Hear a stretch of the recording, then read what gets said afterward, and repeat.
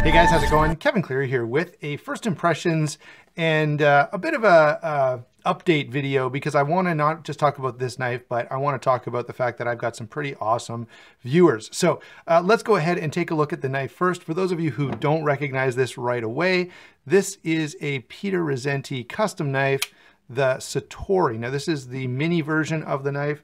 And I've got to say, this is absolutely beautiful, and I'm super, super stoked to be able to check this thing out. Now, I want to give a shout out to @CompoundGrind over on Instagram. You can follow him there. He posted a picture of this knife along with a couple others. I commented, I don't think it was on Instagram. I think it was actually on Facebook, but he does post on Instagram.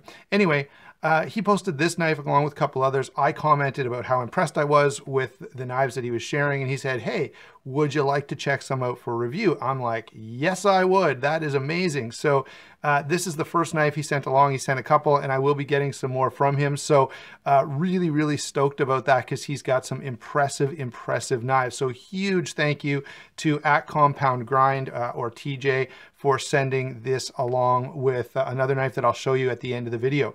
So first off, let's take a look at this knife. This is the Mini Satori from Peter Rassenti. It has zirconium pocket clip, zirconium pivot collar. It is an integral, which of course Peter is well known for. You can see that really, really cool blade grind, which is one of the things that I have to say really draws me to the Satori. And again, I think you guys have heard me say this over and over again, but I like knives like this where, you know, it's thick, heavy blade stock, but it's ground in such a way that it's still pretty useful. So that's sort of the overview of what we're dealing with here. I guess a part of the overview would be the fact that we are dealing with CPM 154 steel here. So what I want to do is grab you guys a size and weight, talk about this knife just a little more, and then we'll finish off by sharing the other really, really nice knife that TJ was kind enough to send along. So let's grab a quick size here. This knife is going to be 7 5/8 overall. Blade length here. Now the blade length is going to be hard to establish. Hold on, I'm going to have to take this off camera for a second. Sorry about that, guys. But the stop pin is literally right where I need to measure from. So looking like 3 1/4 inches on the blade length. Closed length here is going to be, this I can do on camera, I think, without messing it up too badly. Closed length is going to be just under 4 1/2 inches. You can see that there. So we'll grab a weight on this as well, and then I'll talk about this knife a little, because I could see this particular model being extremely popular. Let's grab the scale. And we have 4.43 ounces on that. I guess we go 4.44 if we're rounding. Shut that guy off. So at this point, you can pretty well say this is going to carry quite comfortably. Most knives of this size, honestly, are going to carry comfortably. And the reason I think this could be really popular is one of the complaints that I've often heard about the large Satori is that it's pretty hefty. And you would expect that. You know, imagine this knife with a full titanium frame lock, integral, which means you're not going to be able to mill out much inside there to save weight. And of course, you've got that fairly hefty blade stock.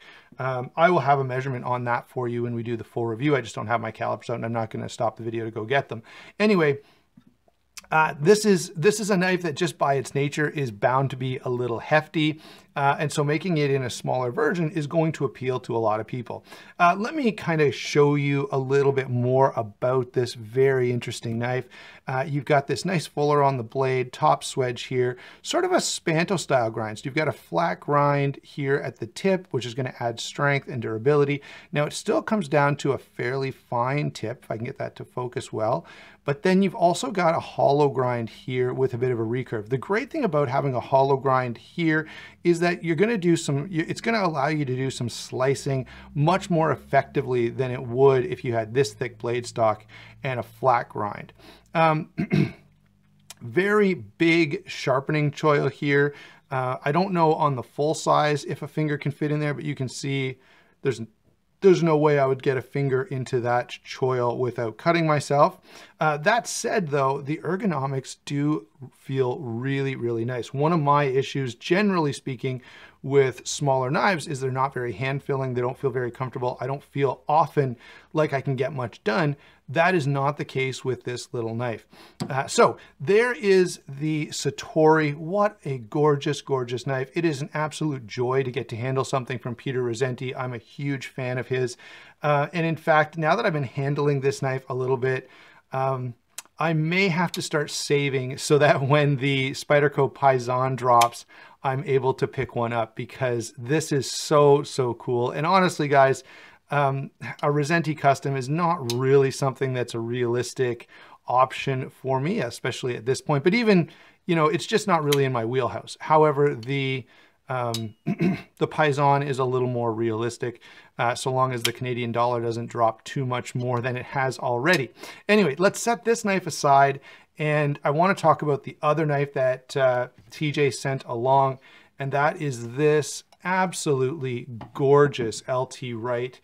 This is such a beautiful knife. And the great thing about having this knife here is that I was actually getting ready in the next few days to do a couple of reviews. A review on this knife. Sorry, you can see the the magnet in the sheath on this knife means that it gets a little bit magnetized itself. But I want to be able to review these two knives in the very near future, and I'll be able to use this as a comparison, since number one, this is such a well-loved knife and people are so familiar with it. It'll work really well as an extra comparison knife when I do the reviews on these others. Let me put that away and sign off by saying thank you so much to TJ for sending these amazing knives along. I've already gotten a whole lot of joy just from checking them out. Let's bring that Satori in one more time. That is such an impressive knife, guys. Yeah, pretty stoked about that. Look for the full review of this knife coming up in the not too distant future. And I will try to put a bit of a rush on that, because there's really nobody out there talking about the Mini Satori. There's a lot of videos about the full size. As I said, I can really see a place in the market for this smaller version, as it's going to be just a little more carryable. One last look at the impressive work on that knife. There you go, guys. Thanks for watching. Don't forget to like and subscribe. Of course, you've got to if you don't want to miss the full review on this guy, and we will talk to you soon.